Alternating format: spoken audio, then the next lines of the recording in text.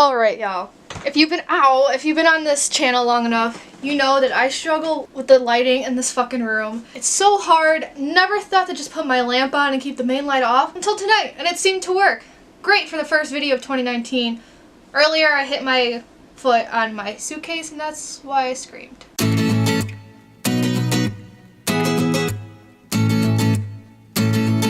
Hey guys, what's up? I'm Dom, and I'm here with my 2018 reading stats. I really don't know what I'm going to talk about, actually. I think I'm just going to follow last year's guideline. Last year was a free-for-all. This year could be a fucking free-for-all, honestly. I look like an egg. I know I said that in a few other videos. Actually, I say that in the video that's not even uploaded yet. It's been edited for like weeks, but I haven't uploaded it yet. Yeah, I swear I have hair. My ponytail's right here.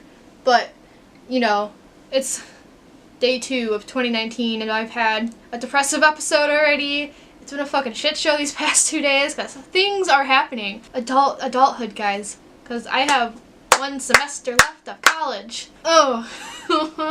So we're gonna get started when I found it. I found my phone. So we're gonna get started. Right away I could tell you that my reading goal was 50 books, and I surpassed that by 1 book. I've read 51 books.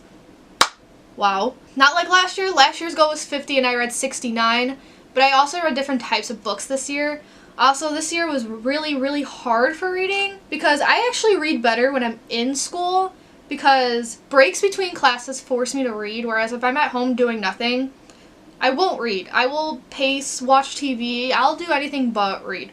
So I read a lot more when I'm in school, and that was a problem in January and February because although I kind of read a lot, I didn't because my winter break got extended due to studying abroad, and then by February 18th, my ass was in Auckland, New Zealand. Amazing country. And yeah, I studied abroad from February to... I didn't get home till July 3rd. So from February to 18th to July 2nd, I was in New Zealand. It took me like a month to finish Tom Sawyer because so much was happening in New Zealand. I didn't want to sit down and read. I wanted to travel around. And then finally classes started. I had my 2-hour breaks here and there, so I would read. So our mid-semester break came along. Didn't really do much reading at all because I went to the South Island.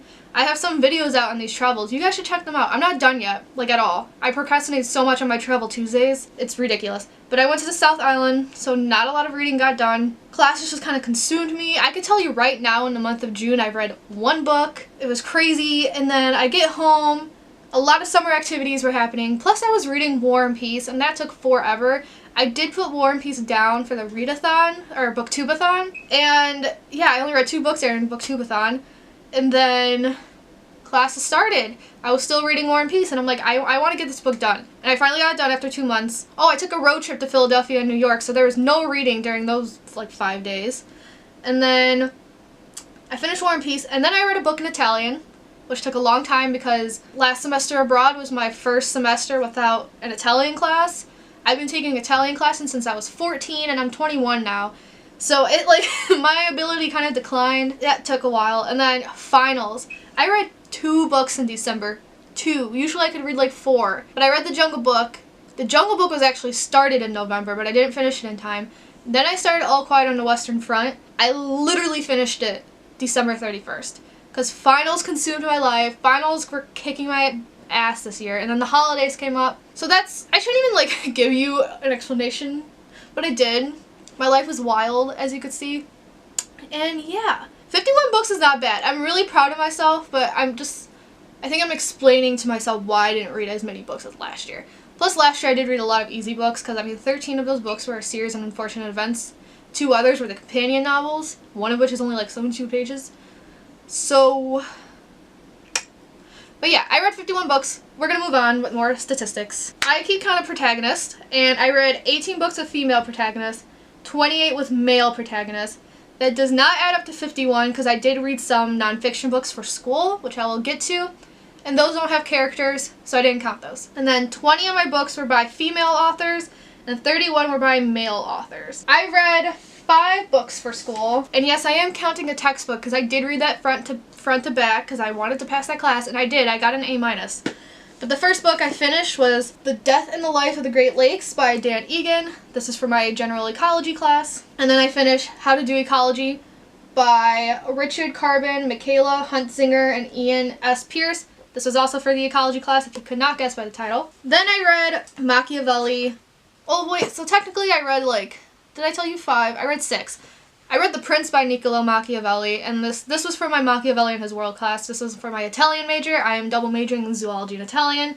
Needed one more class, so Machiavelli. So I read The Prince, and then I also read his short political writings. This is where The Prince is from. There's technically 2 books in this. It's The Prince and then Livy, his discourses on Livy. So I'm counting it as 2 books, and you're going to see that I do that twice. And then I read Mandragola by Niccolo Machiavelli, which is a play. And then I read another book. I forgot the author.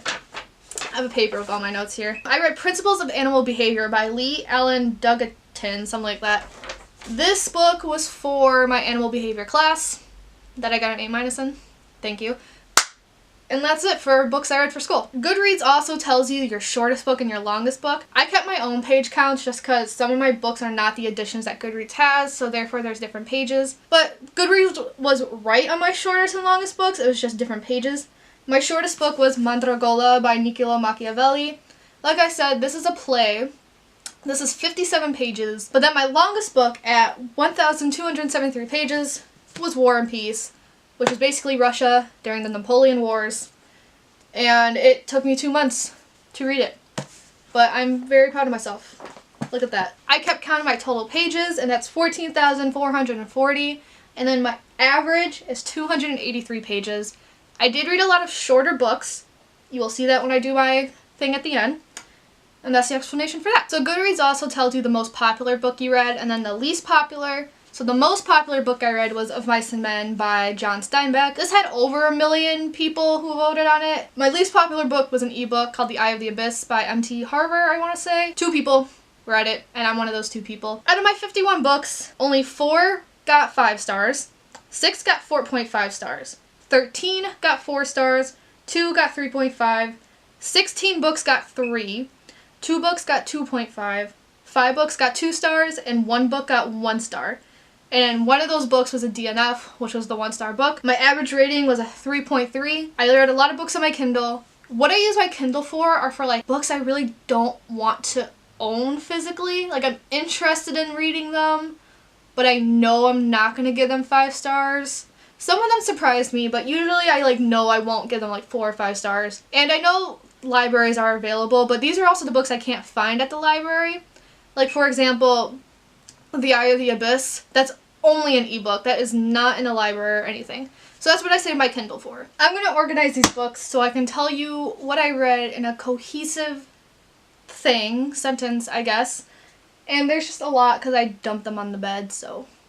Stolen by Lucy Christopher. The Tale of Rawhead and Bloody Bones by Jack Wolfe. Quidditch Through the Ages by J.K. Rowling. Fantastic Beasts and Where to Find Them by Newt Scamander by J.K. Rowling. Fantastic Beasts and Where to Find Them, the screenplay by J.K. Rowling. Harry Potter, A Journey Through the History of Magic by J.K. Rowling and the British Library. An Ocean at the End of the Lane by Neil Gaiman. Brave New World by Aldous Huxley. Simon vs. the Homo Sapiens Agenda by Becky Albertalli. Wuthering Heights by Emily Bronte. The Adventures of Tom Sawyer by Mark Twain. Sharp Objects by Gillian Flynn. Lucifer's Son by Sergei Mavrodi. The Eye of the Abyss by M.T. Harber. A Walk in the Woods by Bill Bryson. I Don't Want to Be Crazy by Samantha Schultz. My Grandmother Asked Me to Tell You She's Sorry by Frederick Bachman. How to Say Goodbye in Robot by Natalie Standiford. The Hitchhiker's Guide to the Galaxy by Douglas Adams. Letters from Rivka by Karen Hesse. Someone Named Eva by Joan M. Wolfe. Stepping on the Cracks by Mary Downing Hahn. Behind the Bedroom Wall by Laura E. Williams. Cupid's Poison Arrow by Anthony Hulse. Dear Teddy by J.D. Stockholm. Telling Teddy by J.D. Stockholm. Stupid Boy by J.D. Stockholm. Goodbye Teddy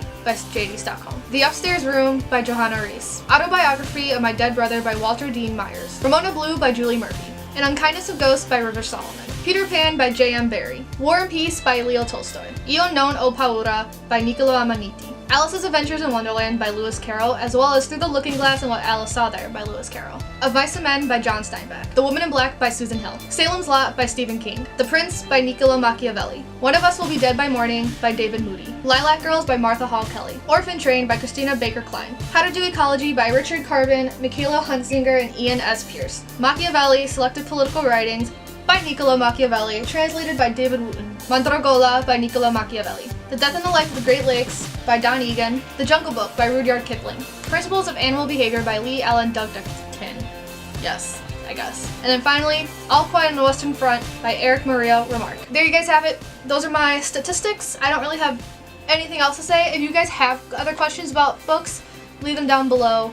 I'm not going to tell you the ratings for all these books because everything's falling. Why did I do that? But also because my top, what year are we in? My top 8 of 2018 and then my worst 8 of 2018 are coming out. My like least favorites, my worst 8 of 2018, I'm very nervous to talk about because one of them is a very, very unpopular opinion. I mean, if you go back through my wrap-ups, probably have an idea of which one it is. So I can say that the first book of 2019 is a reread of Miss Peregrine's Home for Peculiar Children by Ransom Riggs. I'm gonna move on. I'll see you guys later. Ciao, 2D, and I hope you had a really great 2018. Kind of did me dirty, but whatever. Bye.